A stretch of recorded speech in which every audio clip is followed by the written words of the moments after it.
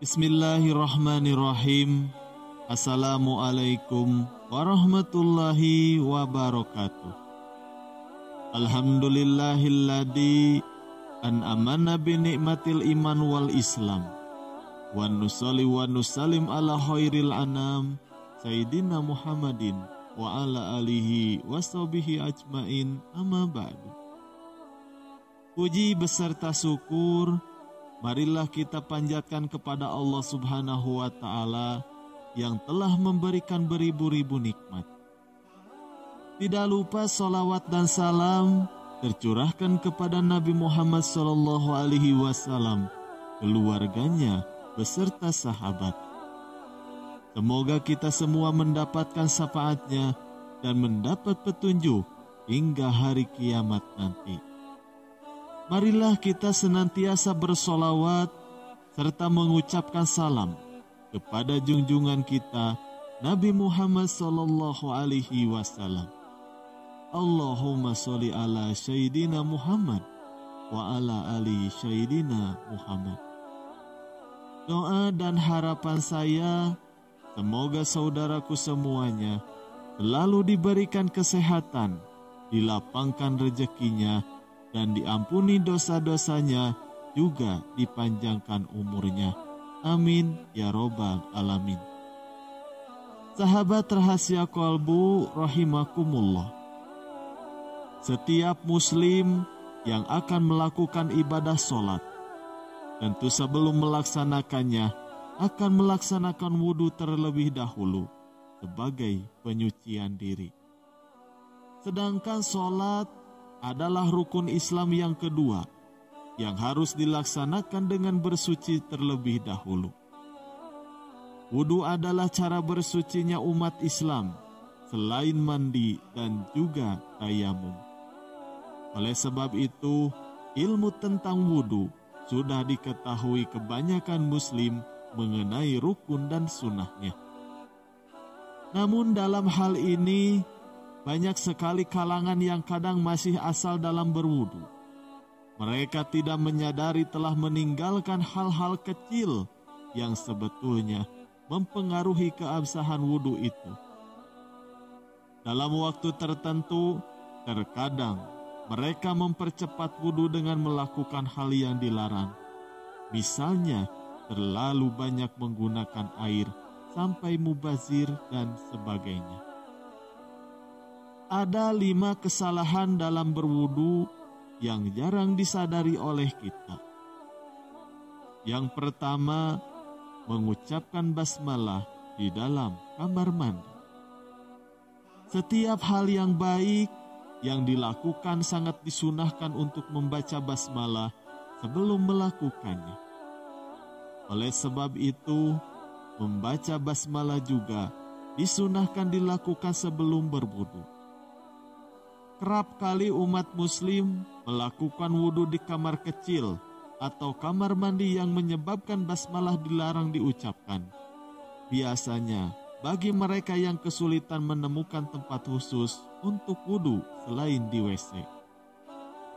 Bagi sebagian orang yang terbiasa melafalkan basmalah, mungkin mereka luput dan tidak menyadari kesalahannya hingga ketika melakukannya di kamar mandi, mereka mengucapkan basmalah.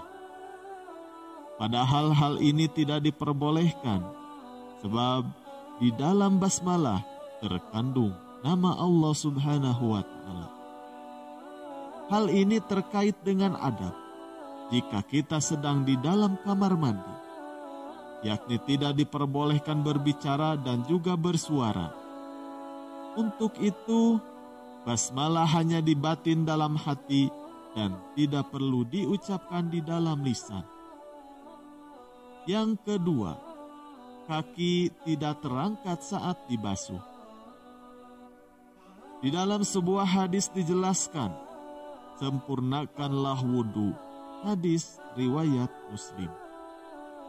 Rukun wudhu yang kelima adalah membasuh kedua kaki sampai mata kaki. Basuhlah air harus merata sampai ke sela-sela jari dan juga telapak kaki. Kasus seperti ini terjadi ketika seseorang berwudu menggunakan bak, bukan pancuran. Ketika membasuh kaki, orang tersebut tidak mengangkat kakinya yang masih menempel di lantai, yang akibatnya bagian telapak kaki tidak terbasuh sempurna. Padahal itu adalah hal yang wajib. Ia merasa kakinya sudah basah dan mengira bahwa basuhan sudah merata. Padahal basah tersebut adalah karena lantainya yang sudah basah, bukan hasil dari basuhan. Yang ketiga, hitungan 1 kali. Rasulullah Shallallahu Alaihi Wasallam berwudu 3 kali, lalu bersabda, "Beginilah wudu, barang siapa yang menambah atau mengurangi, maka ia telah mencacat wudunya dan juga zalim." Hadis riwayat Abu Dawud. Di dalam wudu, kita disunahkan untuk melakukan 3 kali dalam mengusap dan membasuh. Sebagaimana di dalam hadis tadi, jika dalam wudu menambah atau mengurangi yang sudah ditentukan, maka hukumnya adalah makruh. Jika seseorang membasuh tangan 3 kali, air baru merata, maka itu belum disebut sempurna. Akan tetapi, hitungan 1 kali basuhan ialah ketika air sudah merata di seluruh permukaan tangan, baru kemudian basuhan kedua juga merata, dan basuhan ketiga. Yang keempat, kuku yang kotor. Memanjangkan kuku adalah merupakan hal yang tidak disunahkan. Memotong kuku justru sebuah ajaran Nabi, terlebih ketika hari Jumat. Namun banyak orang yang masih memanjangkan kukunya dengan berbagai alasan. Ada yang merawat dan membersihkan kuku secara rutin, ada juga yang membiarkan kotoran yang hitam bersarang di bawahnya. Lalu, apakah wajib membersihkan kuku sebelum berwudu? Hal yang diwajibkan di dalam berwudu adalah meratakan air ke seluruh permukaan kulit yang wajib dibasuh. Orang yang berwudu mempunyai kewajiban untuk menghilangkan hal-hal yang menghalangi masuknya air, seperti lem, lilin, dan sejenisnya. Begitu juga dalam masalah kotoran kuku. Hal ini harus dibersihkan jika itu menghalangi masuknya air ke bawah kuku. Apalagi jika kotoran tersebut termasuk benda najis, maka sudah tentu wajib dihilangkan. Yang kelima, tidak mencelupkan kaki. Ini sering sekali terjadi pada orang banyak, terutama jika tidak menyadari akan keberadaan najis di telapak kakinya.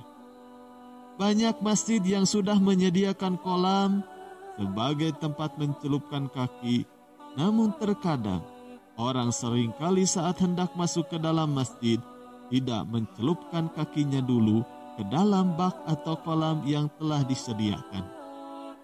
Padahal bak tersebut berfungsi untuk menghilangkan keraguan sucinya tidaknya kaki.